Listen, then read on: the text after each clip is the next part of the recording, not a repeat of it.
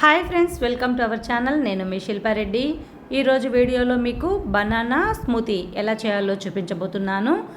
చాలా అంటే చాలా బాగుంటుంది ఫ్రెండ్స్. ఈ వీడియో నచ్చితే లైక్ చేయండి, షేర్ చేయండి. కుకింగ్ విత్ శిల్పారెడ్డి ఛానల్ని సబ్స్క్రైబ్ చేయండి. మరి లేట్ చేయకుండా ఈ బనానా స్మూతీ ఎలా చేయాలో ఈ వీడియోలో చూసేద్దామా. పిల్లలైతే మరీ ఈజీగా చేసేస్తారు. తప్పకుండా ట్రై చేయండి, పిల్లలైనా పెద్దవాళ్ళైనా సరే. ఇప్పుడు ఒక కప్పులో మనం గోరువెచ్చని పాలు తీసుకోవాలి, లేదా వేడివేడి పాలైనా తీసుకొని అందులో మనం కొద్దిగా ఒక 5-6 ఖర్జూరాలని నానబెట్టుకోవాలి. ఇందులో గింజలుంటే తీసేసుకొని ఈ ఖర్జూరాలని వేడివేడి పాలల్లో గంటైనా నానబెట్టుకోవచ్చు, లేదా మనం అప్పటికప్పుడు రెడీ చేసుకోవాలి అనిపిస్తే కనీసం ఒక 10 నిమిషాలైనా గోరువెచ్చని పాలల్లో నానబెట్టేసుకోవాలి. అలాగే బాదం పప్పును కూడా నేను ఈ బాదం పప్పుని నైట్ అంతా నానబెట్టుకున్నాను. లేదా మీకు టైం ఉంటే ఒక గంట అయినా నానబెట్టుకోండి, లేదా గోరువెచ్చని నీళ్ళు వేసినా కూడా ఈ బాదం పప్పు అనేది నానిపోయి పొట్టు అనేది ఊడొచ్చేస్తుంది. నేనైతే ఈ బాదం పప్పుని నైటే నానబెట్టి ఈ పొట్టునంతా తీసేసుకుని వీటిని రెడీగా తీసి పక్కన పెట్టుకోవాలి. చూడండి, ఇలా నేను బాదం పప్పునైతే ఒక 15 లేదా ఒక 20 తీసుకోండి, సరిపోతుంది. అలాగే ఒక 2 అరటి పండ్లు తీసుకొని తొక్క తీసేసి వీటిని చిన్న చిన్న ముక్కలుగా కట్ చేసుకొని తీసుకోవాలి. చిన్నపిల్లలైతే మరీ ఈజీగా చేసేయచ్చు, ఎలాంటి శ్రమ లేకుండా. చూడండి, ఇప్పుడు జ్యూస్ జార్ తీసుకొని అందులో మనం నానబెట్టుకొని పొట్టు తీసుకున్నాం కదా, బాదం పప్పు వేసుకోవాలి.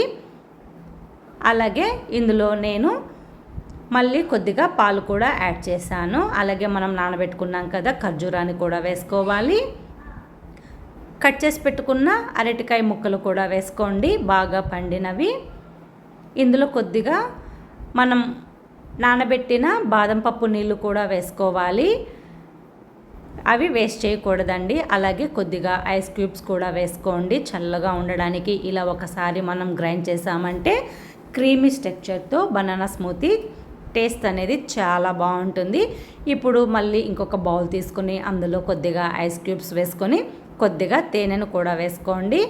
ఇలా హనీని 1 లేదా 2 టేబుల్ స్పూన్ల వరకు హనీ వేసుకోండి. అలాగే మనం గ్రైండ్ చేసి పెట్టుకున్న బనానా స్మూతీని కూడా బౌల్లో వేసేసుకోవాలి. ఇప్పుడు ఒక గరిటె తీసుకొని బాగా కలుపుకోవాలి. చూడండి, ఈ బనానా స్మూతీ నురుగుగా స్మూతీ చాలా అంటే చాలా బాగుంటుంది, క్రీమీ టెక్స్చర్తో. పిల్లలైతే ఈజీగా చేసేస్తారు. ఈ ఎండలకి చల్లగా ఇలా స్మూతీని ఈజీగా చేసి ఇవ్వండి, చాలా బాగుంటుంది. మన బాడీలో ఇమ్యూనిటీ పవర్ని పెంచి రక్తహీనతను తగ్గించి మన హెల్త్కి చాలా చాలా మంచిది. తప్పకుండా ట్రై చేయండి. తర్వాత చూడండి, సన్నగా తరిగిన అరటికాయ ముక్కలు, అలాగే సన్నగా తరిగిన బాదం ముక్కలు వేసుకుంటే ఈ జ్యూస్ తాగుతున్నప్పుడు మధ్య మధ్యలో ఇవి తగులుతూ టేస్ట్ అనేది చాలా చాలా బాగుంటుంది. తప్పకుండా ట్రై చేయండి ఫ్రెండ్స్. బనానా స్మూతీని మీరు ట్రై చేశాక ఆ టేస్ట్ మీకు ఎలా కుదిరిందో కామెంట్ చేసేయండి. మరి ఇంట్లోనే దొరికే వాటితో ఈ బనానా స్మూతీని ఈజీగా ఎవరైనా చేయకుండా ఉంటారా? అయితే ఇంకెందుకు ఆలస్యం ఫ్రెండ్స్, ఈ వీడియో నచ్చింది కదా మీకు?